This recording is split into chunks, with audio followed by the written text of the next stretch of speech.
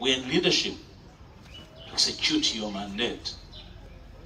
Your mandate, which you declared in our constitution, is a free and a progressive society, a free, fair, and a progressive nation. And in our preamble, the preamble to our constitution, there is recognition of our history. Our history is well elaborated, as not very compelling, as checkered, very difficult history. And we committed that we, the generation of Ugandans, shall work for unity, for prosperity, for the sake of our children and grandchildren. So we are here because of our constitutional call. And I would like to thank you for receiving us with my team. We have listened. We have observed. We have touched. We have felt. Issues here are very compelling. And I would like to ask, before anything else, my honorable brother, the Honorable Kazini, that initially, because my visit is not in vain, I'll be in Parliament to make a statement about my visit to Bunyoro, and the statement will be debated by Parliament. So I would like to ask my brother that when it is being made, we shall work with you, that we speak for the people of Kikuube, the people of Bunyoro. It will not simply be a figment of the local's imagination, but a statement, a testimony. There are issues we have felt, touched, seen in this community. I'd like to begin with the purpose. Certainly, the issues we've raised are legitimate. First of all, land cannot be reproduced. Land never grows. Land is a resource that does not grow. And every day that passes, the value of land goes up. One of the very biggest mistakes that was made, I will not apportion blame today, but a mistake was made. Our common people should have been helped from day one to understand the value of their land. If that was done, we would not be speaking about people not having their land valued after 2 years. The law is very clear. I am a lawyer, my brother Kabushia is a lawyer, I probably think we have other lawyers here. It's very clear. After 2 years, land must be valued. So if you value me today and you pay me after 2024, it must be another value. So if leaders are not being helpful, that's most disturbing. They're either in connivance or actually they don't love their people. So those who have refused to be paid before evaluation, you are right. Do not accept. I want to invite you to not accept to be abused, to be insulted. Just like the old man said, I forget his name, that small piece of land you have is all that you have. You know, you have lost. You can't use the money to go and buy land elsewhere. That should be an awakening call that actually, whereas you believe that you gained, you actually lost. My feeling is that we shall all eventually benefit from oil when the oil comes. But look, it will not benefit the dead. It will not benefit the displaced. It cannot benefit the disenfranchised. It will not benefit people that are living in camps. So the communities must be settled. And this brings me to the most compelling issue of the EU, ECOP, and human rights and attendant issues. Friends, this country is for all of us. Nobody loves it any less, and no one loves it any more than the other. The only distinction is that we play different roles, because God in his choosing entrusted us with different obligations on behalf of the people. Do the Europeans love us more than we love ourselves? I guess no. But are they blind? Are they stupid? No. To speak about some of the issues? In fact, some of the issues they talked about, I found them here, implying that on one leg they were actually right. When you speak about human rights, it does not mean beating the opposition alone. It includes not compensating people in time and their due value. It includes and relates to destroying the environment. I don't want Bunyoro to suffer the indignity of what Busoga suffered because of sugar cane. We do not want the people of Bunyoro to lack food tomorrow. Therefore, the environment is even more important than oil and gas. So it must be protected.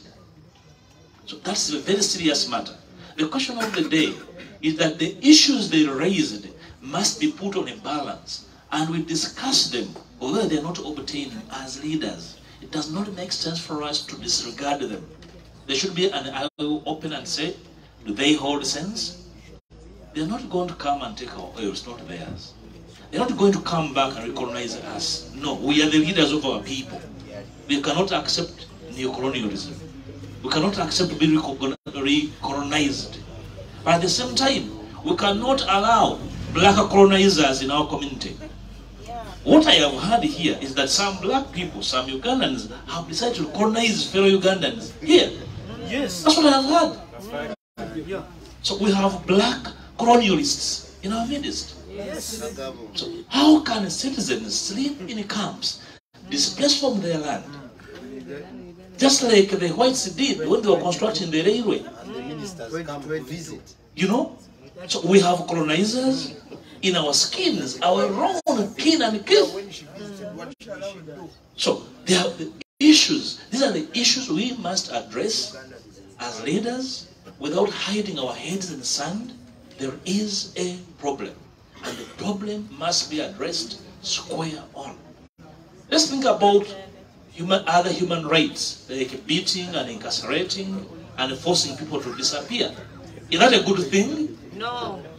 So can you exchange your son for a barrel of oil? No. No. So should the Ugandans be maimed and killed so that we can have oil? No. That's what I'm saying. That the issue of the day is that when issues are raised, we must discuss them with openness and sobriety. Very sober. Without emotions, we evaluate whether these issues hold sense, hold water or not. So the Europeans can have their talk, we shall have the final decision. And we are saying, in the pursuit for oil, we should not lose our environment. In the pursuit for oil and alternative benefits, the people must be compensated. In the pursuit for oil, nobody should use their power, their positions, you know, to force others in their beliefs. Just because you have power and therefore I should not speak, because you want to go and extract oil, so I have no space in this country because you are in power. That should never be the case. I must speak. If you have a superior idea, you have reason to force people to disappear, please come and say it on TV. Please call Erara at Kololo and tell us why people's children are being maimed, why they are kept in safe houses, why they are not taken to court after 1 year, 2 years.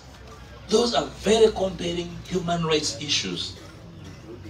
Let us speak about the issue of compensation. I have heard, I think it was the LC5 chairperson, if I have not forgotten, who said that one of the things they are trying to enforce is to make sure where citizens, communities had graveyards, the dead are properly buried. What they already say.